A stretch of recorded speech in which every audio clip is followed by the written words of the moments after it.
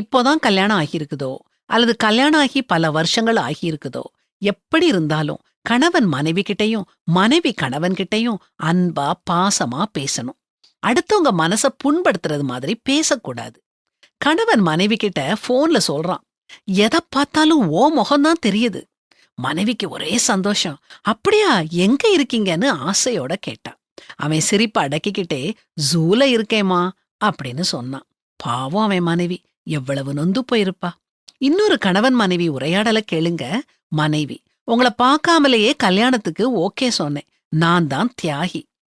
கணவன், உன்னை பார்த்த பின்னாலும் கல்யாணத்துக்கு நான் ஓகே சொன்னேன். நான் தான் பெரிய தியாகி. வேண்டாங்க, நீங்க உங்க வீட்ல இப்படி பதிலுக்கு பதில் பேசாதீங்க. மனைவி கணவன் கிட்ட அப்பாவியா கேக்குறா, எங்க இறந்து போனதுக்கு அப்புறம் பெண்கள் எல்லாரும் சொர்க்கத்துக்கு போவாங்களாமே, அப்படிதான் நீங்க எங்க போவீங்க? அதுக்கு கணவன் டக்குன்னு, நீங்க எல்லாரும் அங்க போயிட்டா இங்க எங்களுக்கு சொர்க்கம்தானே.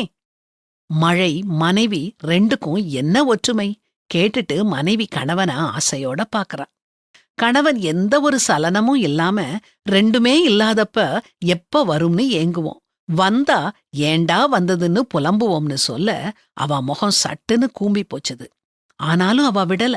பதிலுக்கு பதில் பேசணுமே. மின்சாரத்துக்கும் சம்சாரத்துக்கும் உள்ள வித்தியாசத்தை நானே சொல்றேன்.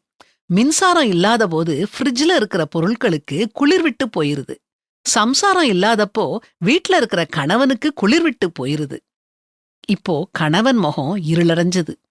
வேதம் என்ன சொல்லுது? சகலவிதமான கசப்பும் கோபமும் மூர்க்கமும் கூக்குரலும் தூஷணமும் மற்ற எந்த துர்குணமும் உங்களை விட்டு நீங்க கடவது.